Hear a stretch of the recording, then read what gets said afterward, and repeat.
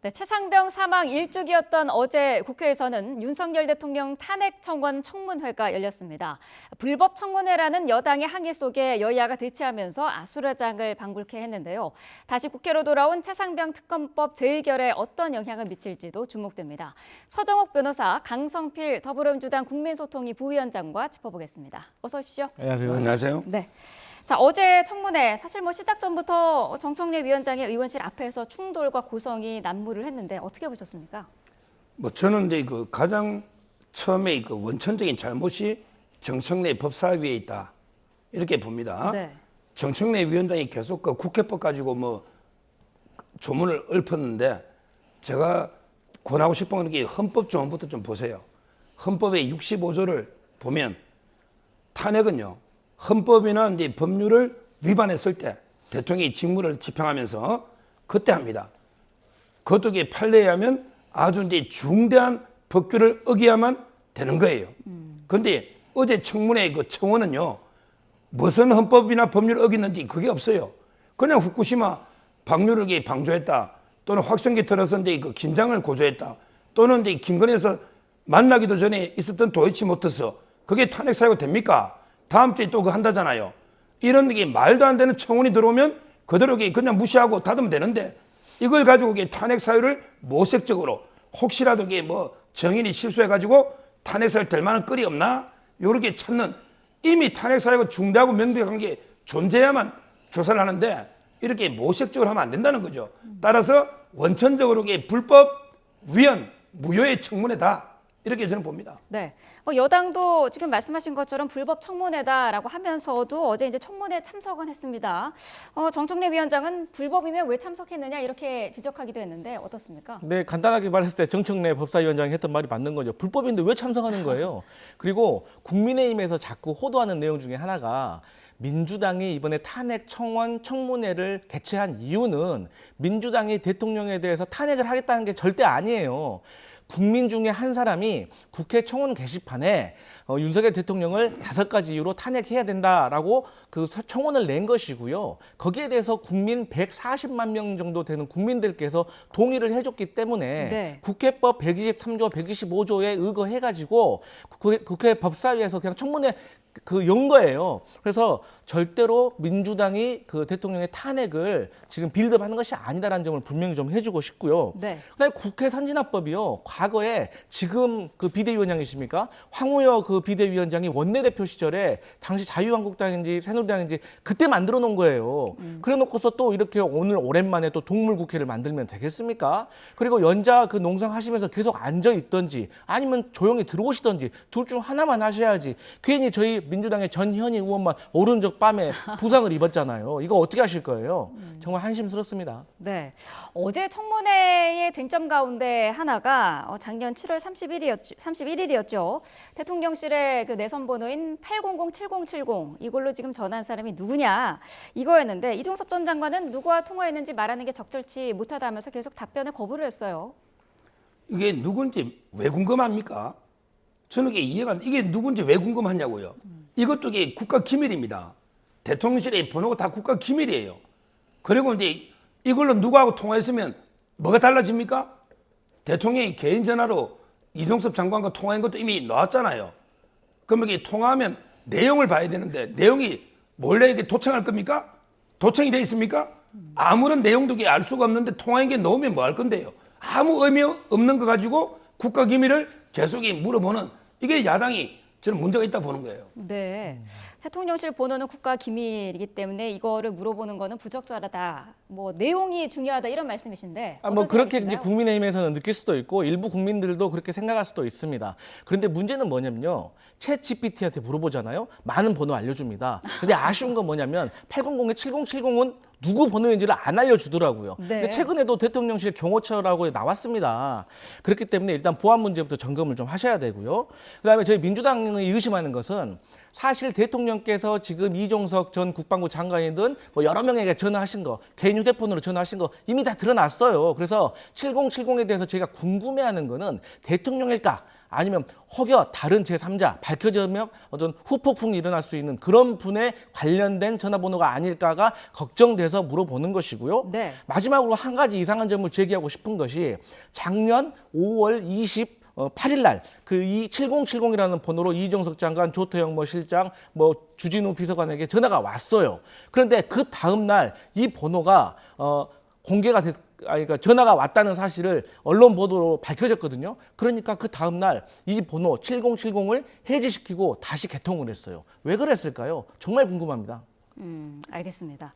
자, 임성건 전 사단장이 왜 혐의자 명단에서 제외됐을까? 고명로비 의혹의 진실을 밝힌 열쇠 가운데 하나가 임성건 전 사단장의 휴대전화 이건데 관련해서 어제 나온 발언부터 듣고 오도록 하겠습니다. 공수처에다가 비밀번호를 알려주는 그 의사가 있냐 이 말입니다. 알려줄 의사는 있는데 당시에 예, 있어요 없어요 그것만 있습니다. 얘기해. 예, 그러면 알려주도록 하십시오. 근데 기억하지 못하고 있습니다. 알려주고 싶지만 기억하지 못하고 있다. 여기에 대해서 지금 실소도 나오는데 어떻게 보셨나요? 조금 다른 얘기이긴 하지만요. 지금 임성근 사단장의 비밀번호를 푸냐 못 푸냐는 한동훈 전 법무부 장관의 책임이 저는 아주 크다고 봅니다. 이분 극단적으로 20자리가 넘는 비밀번호 공개 안 했잖아요. 그런 차원에서 임성근 사단장도 저는 배운 것이 아닐까 이런 생각 들고요. 일단 임성근 사단장이 청문회 도중에 본인의 친척이라고 하는 현직 검사한테 법적으로 조력을 받았습니다. 네. 이걸 뭘 물어봤냐고 하니까 증인 선서해도 되는지 안 되는지, 그리고 휴대폰 비밀번호를 알려줘도 되는지 안 되는지를 조언을 받았다고 해요. 그런데 비밀번호를 잃어버렸는데 이거 조언받을 필요 있습니까? 어차피 알려달라고 해도 비밀번호 잃어버려가지고 기억을 하지 못하는데 왜 이런 조언을 받은 거죠? 여기에서부터 이미 거짓말을 치고 있다는 게 들통난 것이고요.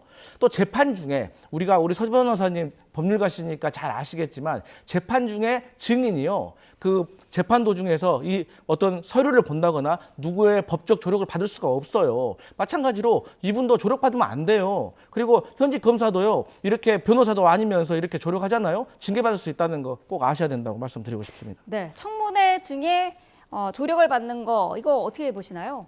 지금 이제 우리 법에 보면 친족끼리는요, 범인을 언니가 가는 도피해도 처벌 안 합니다. 친족끼리는. 따라서 이게 무슨 이게 자문하는 사촌이 물어보는 거게 문자 하나 가르치는 게 이게 무슨 징계 사유입니까? 말도 안 되는 지금 주장이고요. 그리고요, 이제 민주당은 좀 핸드폰 이야기 좀 꺼내지 마세요. 이 원조가 누굽니까? 이재명 대표 옛날에 2개 압수수색 됐다니 2개? 근데 둘 다 비밀번호를 안 가르쳐 주고요.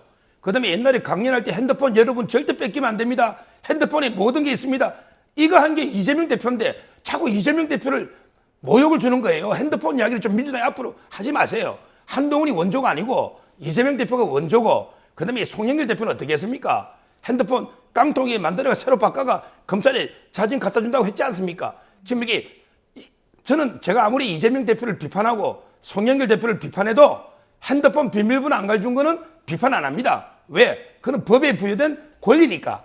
우리가 선서를 거부하거나 정언을 거부하거나 핸드폰 비밀번호에 강제로 고지해줄 의무가 없잖아요. 저는 법조인이기 때문에 그런 거는 비판 안 합니다. 앞으로 민주당도 핸드폰 이야기는 안 꺼냈으면 좋겠어요. 네. 어제 또 청문회에서 사진 한 장이 또 논란이 되기도 했습니다. 더불어민주당 장경태 의원이 과거에 이제 김계환 해병대 사령관과 이종호 전 대표, 송호종 전 청와대 경호처장과 함께 해병대 1사단을 방문해서 이제 찍은 사진을 공개를 했는데 이 사진에 좀 파장이 있을 것 같아요. 어떻게 보시나요?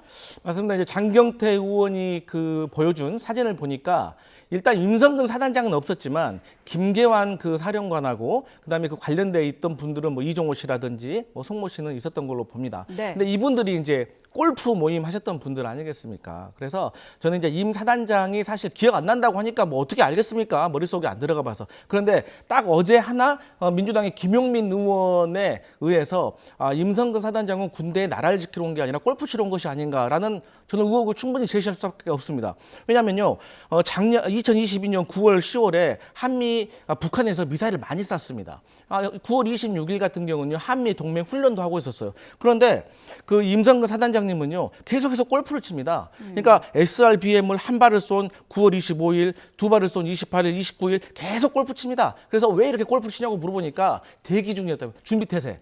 그러니까 이런 말을 듣고 과연 국민들이 해병대 사단장이 준비 태세를 위해서 골프를 쳤다라는 말을 어떻게 받아들이실까? 이러한 전체적인 정황들이 임그성근 사단장에 대한 신뢰도를 떨어뜨리고 있다 이렇게 보여집니다. 네, 어제 그 사진 한 장으로 뭐 이종호 전 대표가 이른바 임성근 구명 로비의 핵심 인물일 가능성이 크다 이런 이야기가 나오고 있는데 어떻게 보시나요? 지금 이제 이종호 이분이요. 도이치모터스 이제 주가 조작으로 집행유예 처벌된 분이에요. 근데 김건희 여사가 도이치모터스 이게 특검안이 많이 이렇게 있잖아요. 근데 이런 사람하고 연락하거나 만날까요? 그렇잖아요. 만약에 연락을 만나면 이게 녹음했다가 어떤 걸 이게 폭로할지 모르잖아요. 따라서 옛날에 마치 이게 계좌를 좀 관리해준 주가 조작 곡을 내세워가지고 엄청나게 자기가 실세인 것처럼 팔고 다니는 이런 걸 이게 허풍쟁이랍니다. 허풍쟁이. 네. 김건희 여사하고 이게 직접 만나거나 연락하거나 이게 아무 증거 없잖아요. 자기는 해병 출신으로 이게 옛날에 계좌 관리해준 주가 조작 이거 가지고 이게 마치 엄청나게 친한 것처럼 팔고 다니고요. 지금 전국에 김건희 여사 친하다고 팔고 다니는 사람이 한두 명입니까? 한두 명이 아니잖아요. 저는 이렇게 보는 거고요. 그다음에 임성근 사단장이 그때 사표를 냈습니다. 사표를 내는 걸 이게 왜 당신이 잘못 없는데 왜 사표 내나 반려했잖아요. 그 이후에 녹음한 거예요. 시점이 안 맞는데 본인이 책임지고 사표 내겠다고 한 사람이 왜 구명운동을 합니까? 논리적으로 이게 전혀 안 맞잖아, 시점이나. 따라서 이거는 이게 그냥 전혀 장경태이 헛다리 짚은 거예요. 네. 권성동 의원은 이 구명 로비 의혹이 야당발 제보 공작이다라고 지금 목소리를 높이고 있습니다. 단톡방의 대화 그리고 전화 녹취를 공개한 공익 제보자죠. 김규현 변호사도 입장을 밝혔는데 듣고 오겠습니다. 이에 이종호가 너 이번에 국회의원 한다며? 라고 묻자 김규현 변호사가 시도를 이리저리 알아봤는데 이번엔 좀 쉽지 않지 않을까 싶네요 라고 답합니다. 이어서 이종호 씨가 네가 파란색으로 가려고 그러니까 그렇지 빨간색으로 갔으면 내가 좀 나섰을 텐데 라고 허세를 부립니다.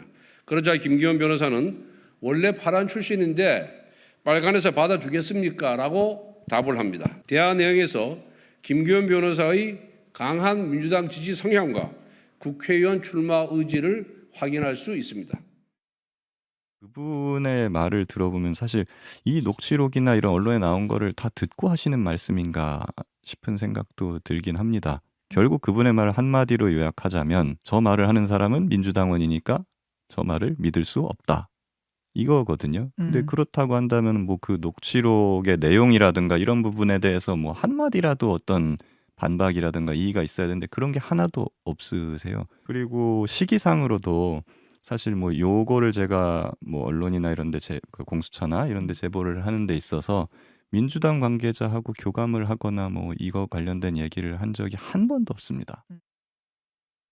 네, 언론사에 제보를 하면서 자신의 정치적인 이력은 의도적으로 숨기려 했다. 그래서 지금 결과적으로는 제보 자체가 공작이다. 이런 논리거든요. 어떻게 설명할 수 있을까요? 네, 일단 이런 말씀을 드리고 싶어요. 이제 국민의힘 같은 경우는 전형적으로 이제 색깔론 같은 공격을 많이 하세요. 그러니까 이번에도 국민의힘 전당대회를 보면 색깔론 공격 많이 하잖아요.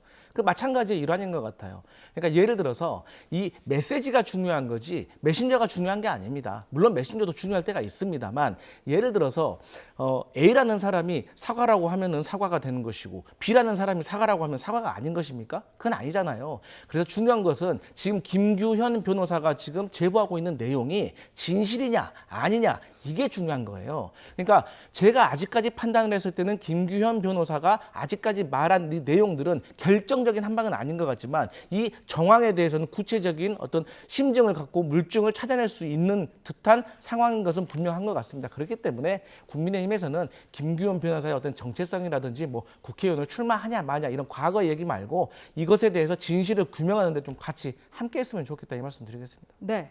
지금 뭐 공수처 수사가 지금 상당히 지지부진한 그런 상황이고 2달 동안 지금 뭐 윗선이라고 부를 만한 주요 인물은 제대로 조사를 해보지도 못한 상황이어서요.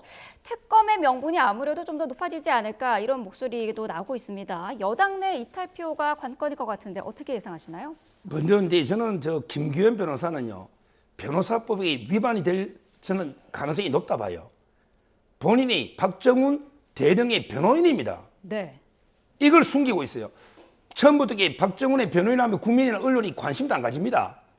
그렇잖아요. 어차피 저는 한쪽 당사자 일방적인 주장이니까. 네. 근데 그 신분을 숨기고 공익신고자 A 모 씨 행세를 해요. 그리고 이게 또 다른 방송에 나가서는 마치 자기하고 아무 관계없는 것처럼 또 이게 이 이슈를 퍼뜨립니다. 이 말은 이게 박정훈 대령의 변호인, 그 다음에 공익신고자 행세, 그 다음에 이걸 퍼뜨리는 전파자, 1인 3역을 한 사람이 신분을 속이면서 하는 겁니다. 네. 왜 떳떳함에게 처음부터 신분을 숨길까요? 이분이 서대문갑에 김동아 의원하고 경선했다는 거 천하가 다 아는데 이걸 왜 숨길까요? 저는 그러고 공익신고자 말을 쓰면 안 돼요. 이분이 무슨 이게 비리를 공익신고한 게 뭐 있습니까? 몰래 자기 통화한 거 녹음해가, 근데 이게 녹음한 걸 작년 8월 9일 낸 거예요. 그러면 이게 왜 지금 터뜨릴까요? 이런 걸 잘합니다. 최재형 목사도 김건희에서 명품 파우치도 이게 녹음해놨다가 혹시 이게 들고 다니나 안 들리나 계속 지켜보다가 1년 뒤에 하듯이 이런 걸 잘해요. 이거 8월 9일 녹음했으면 엄청난 공익신고면 빨리 신고해야지. 왜 지금 와서 1년 뒤에 합니까? 정말 이게 변호사가, 저도 변호사면 이런 짓을 하면 안 됩니다. 저는 그리고 이게 무슨 특검하고 뭐 이제 다 밝혀졌잖아요. 임성근은 아무 책임이 없고 우리 대통령실에서 묻으려고 아무 한 것도 없고 이제 뭐 특검할 이유가 정언이 없다. 이제는 이게 모든 게 다 클리어하게 밝혀졌다 봅니다. 네. 특검할 이유가 없다라고 말씀을 해주셨는데 반론이 있으실 것 같아요. 그러니까 이제 김규현 변호사가 작년에 말을 했든 올해 말을 했든 내년에 말을 했든 그게 없어집니까? 그게 진실이 거짓이 되고 빨리 얘기하면 사실이 되고 그럽니까? 그건 아니고요. 그래서 제가 말씀드렸던 게 그분이 말했던 것에 대해서 어떤 사실이 맞느냐 안 맞느냐 그걸 규명하는 게 저는 중요하다고 보고요. 김규현 변호사가 공수처에 진술을 하러 갔습니다. 근데 김규현 변호사에게 진술을 받았던 검사가요. 이종호 그러니까 그 블랙펄 인베스트먼트 김건희 여사님의 과거에 계좌를 관리하셨던 분의 담당 검사였다는 거예요. 과거에 인연이 있었다는 거죠. 그리고 또 공수처의 차장검사도 또 인연이 있었다는 말이 있습니다. 그렇기 때문에 저희가 공수처에 대해서 지금 완벽하게 믿을 수가 없고 그래서 결론은 이건 특검으로 가야 한다. 그리고 공수처가 물론 노력은 하고 있지만 어찌됐든 대통령실까지 올라간 그 고위직까지 올라간 데는 힘에 벅차 보인다. 이런 느낌입니다. 네. 자, 시간 관계상 다음 이슈를 좀 넘어가 보도록 하겠습니다. 국민의힘 전당대회 당원 투표가 어제부터 이제 시작이 됐는데 첫날 모바일 투표율이 30%를 넘지 못했어요. 지난해에 못 미치는 수치인데 사실 굉장히 흥행을 예고를 했습니다만은 이 수치는 어떻게 봐야 될까요? 아마 이제 그 최종 투표율은 이제 조금 더 지켜봐야 됩니다. 아직 네. 오늘하고 이게 또 이틀 더 있으니까 최종은 이게 지켜봐야 되는데 첫날에는 이제 한 5% 정도 김기현 때보다 좀 이게 떨어진 건 사실이고요. 네. 근데 저 개인적으로는 이게 비슷하게 한 50% 중반 정도는 되지 않을까 이렇게 예상하고 네. 만약에 떨어졌다면 뭐 저는 이제 몇 가지 원인이요. 첫째는 이제 당원이 갑자기 많이 늘어났어요. 그러다 보니까 이제 허수 당원도 좀 있습니다. 우리 총선 앞두고 이제 경선이라든지 대비해서 좀 이게 모집한 이런 부분이 있을 수도 있고요. 네. 그다음에 두 번째는 이제 그 흥행은 됐는데 너무 이게 심한 네거티브하게 그 싸움으로 가다 보니까 오르게 그 투표율이 떨어져 버리는. 왜냐하면 이게 차라리 투표하기 싫다. 너무 싸운다 심하게. 네. 이런데 그 좀 그런데 양비론 하면서 그 약간 이런 정치 혐오를 드러내는 이런 당원들도 있어요. 네. 따라서 이제 그 너무 과열된 거 이게 저는 투표를 안 하게 약간 원인이 된 게 아닌가 이렇게 분석합니다. 네, 그 말씀하신 부분 내부적으로 네거티브 싸움이 심하다는 이 피로감에 대한 부분도 상당히 짚어볼 부분인데 어제 있었던 마지막 방송 토론에서도 당대표 후보들 패스트트랙 사건 공소 취소 요청 논란을 놓고 또 한 번 충돌을 했습니다. 주요 내용 듣고 오겠습니다. 토론에서도 이걸 장황하게 말씀하셨지 않습니까? 우선 사실관계를 묻겠습니다. 당시 남부지검 검사가 기소했지 무슨 윤 대통령이 기소했습니까? 제가 말한 걸 왜곡하시는데요. 당시 검찰총장이 대통령이셨다고 했지 제가 대통령이 기소했다고 말한 적이 없습니다. 아닙니다. 전 정치인으로서 당으로서 요구할 수 있다고 생각합니다. 다만 나경원 대표님은 당시에 당직도 아니셨고요. 개인 차원에서 저한테 부탁하신 거예요. 제가 제 것만 빼달라 그랬습니까? 한동훈 후보 똑바로 말하세요. 개인 차원이라고요, 제가? 예. 제 거를 빼달라 그랬습니까? 예. 네? 대통령이 당대표와 모든 것을 허심탄회하게 의논하려면 어떤 조건들이 있어야 되고 지켜야 될 금도가 뭐라고 생각하십니까? 상호 간의 신뢰가 우선 가장 중요하고요. 보안 의식도 대단히 중요합니다. 서로 믿는 가운데 모든 걸 허심탄회하게 얘기할 수 있는 그런 조건. 네. 자, 나경원 후보가 굉장히 분개하는 그런 모습을 봤는데 어떻게 보셨나요? 저는 기본적으로 제가 3자 입장에서 보니까 국민의힘에서 한동훈 후보가 확실히 유력한 당대표 후보인 건 맞는 것 같습니다. 여러 가지 네. 지표에서도 그렇게 확인이 되고 있고요.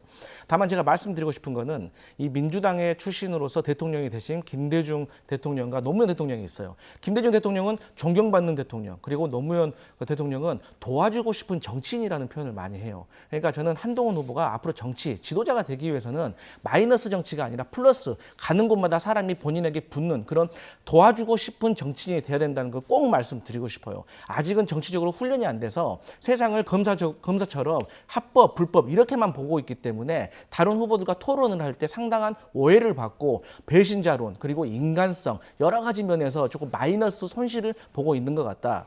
그리고 이제 나경원 후보에게 같은 경우는 사실 이 국민 전체적으로 봤을 때는 어찌됐건 국민의힘 소속 전현직 의원들이 잘못한 겁니다. 그것은 국회 선진화법을 어겼기 때문에. 하지만 이걸 내부적인 시선으로 봤을 때는 설사 마음속으로는 당신이 잘못했다라고 생각을 하더라도 같은 구성원이기 때문에 말이라도 위로해주고 위로를 해주고 그렇게 해주는 것이 마음의 치유를 받는 구성원으로서의 자세라고 생각하는데 아직은 한동훈 후보가 그런 면에 있어서 매우 부족한 듯 그렇게 보여집니다. 네, 자 저희가 시간 관계상 지금 각 당의 상황은 한 분씩한테만 좀 질문을 드리도록 미리 양해를 좀 구하겠습니다. 민주당도 전당대회를 앞두고 오늘부터 이제 지역별 경선을 시작을 하는데 어대면 기류는 확실한 가운데 지금 김두관 후보가 공세 수위를 계속해서 높이고 있거든요. 친명 일색인 당의 이런 분위기에 조금 변수가 될 수 있다고 보시나요? 제가 보기에 김두관 후보가 저는 이제 김태호 그때 지사인데요. 총선 졌잖아요. 네. 그러니까 이제 정치 생명이 위험하다 싶으니까 이제 존재감을 좀 알리려고 처음에 놓았다고 봅니다. 동기는. 근데 문제는요. 근데 득표는 의외로 많이 나올 거예요. 네. 왜 그러냐면 이게 민주당의 이재명 일극 체제처럼 보이지만 실제 반 이재명 세력이 많아요.